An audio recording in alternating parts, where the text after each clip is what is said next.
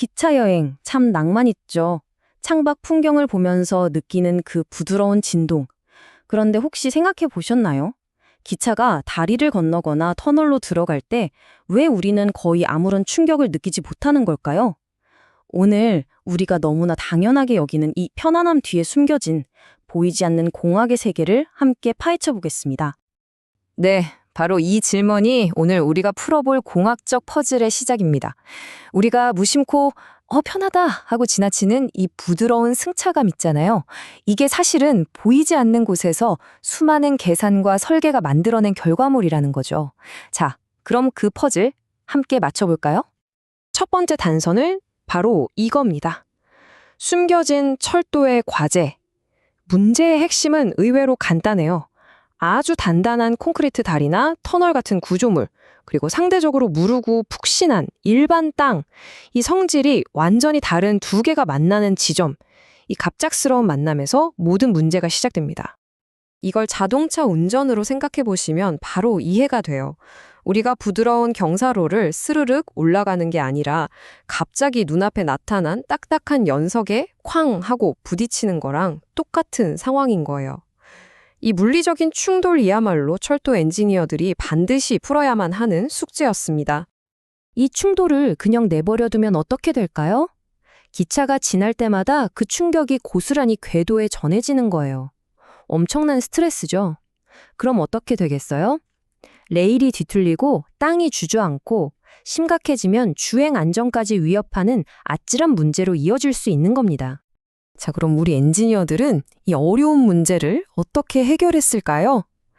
드디어 오늘 깊이 파헤쳐볼 주인공을 소개할 시간입니다. 그 주인공의 이름은 바로 전환 구간, 영어로는 트랜지션 존입니다. 이름 그대로예요. 갑작스러운 물리적인 충돌을 아주 부드러운 전환으로 바꿔주는 특별히 설계된 구간인 거죠. 딱딱한 것과 무른 것 사이에서 뭐랄까 완벽한 중재자 역할을 해주는 셈입니다. 이 한 문장이 전환 구간이 얼마나 중요한지 딱 보여주는데요. 전환 구간은 궤도의 관절이다. 이곳의 균형이 철도의 수명을 결정한다. 와, 진짜 그렇죠. 우리 몸의 관절처럼 유연하게 힘을 싹 연결하고 분산시켜서 철도 전체의 건강, 그러니까 수명을 책임지는 아주 핵심적인 부분이란 뜻이에요. 자, 그럼 이 숨은 영웅, 대체 속은 어떻게 생겼길래 이런 엄청난 일을 해내는 걸까요? 그 내부를 한번 자세히 들여다보겠습니다. 전환 구간의 비밀은요, 바로 이 여러 겹으로 된 다층 구조에 있습니다. 한번 보세요. 1단계부터 다단계까지 기차의 그 어마어마한 하중이 이 층들을 하나씩 지나가면서 마치 고온체에 여러 번 거르는 것처럼 충격이 스르륵 완화되는 거예요. 이 네 박자가 정말 완벽하게 딱딱 맞아야만 우리가 느끼는 그 부드러운 주행이 가능한 거죠. 이 구간 설계 진짜 보통이 아닙니다. 그냥 뚝딱 만드는 게 아니에요. 힘을 충분히 분산시키려면 길이는 최소 10m에서 20m는 돼야 하고요. 콘크리트 슬래브 두께부터 그 아래에 채워 넣는 재료들의 탄성까지 아주 단계적으로 정말 세밀하게 조절해서 완벽한 힘의 흐름을 만들어내는 겁니다. 이렇게 완벽하게 설계했다고 끝이 아니겠죠? 시간이 지나면 당연히 변형이 생길 테니까요. 자, 이제부터는 이 부드러움을 유지하기 위한 노력을 한번 들여다보죠. 바로 이 숫자, 플러스 3mm. 여기에 주목하셔야 합니다.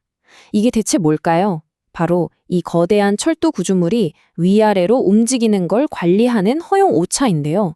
정말 믿기 힘든 수준이죠? 3mm? 감이 잘 안 오시죠? 우리가 지갑에 놓고 다니는 신용카드 있잖아요.